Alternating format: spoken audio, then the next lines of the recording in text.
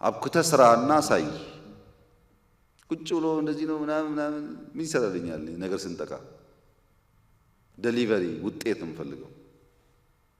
ይሄን በእናንተ ክፍለ ከተማ ይታያል። ማን ስራ እንደሚሰራ አያለው። ደግሞ መጣለው ችግር የለውም እንደምታውቁት ስለሆነ ይሄን ካደረጋችሁ በኋላ ይሄ ካቢኔ ትምህርት ይማርና ይሰፋል ማለት ነው።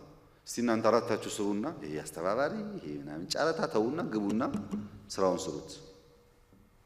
ሁለተኛ ፕሮጀክት እስካሁን ያወራሁት የድሃውን ኑሮ ለማቃለል በምግብ ኤሪያ ያለውን ችግር በእያንዳንዱ ክፍለ ከተማ የሚሰራውን ፕሮቶታይፕ ነው።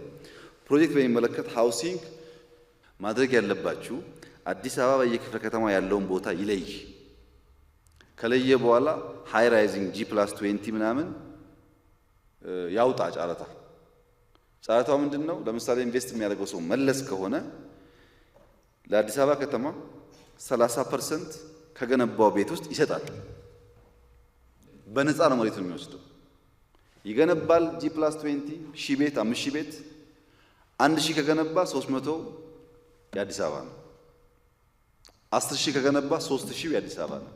አዲስ አበባ ቅድም እንዳነሳችሁ ይፈልግ በራሷ ስራ ይሰራበታል እሱ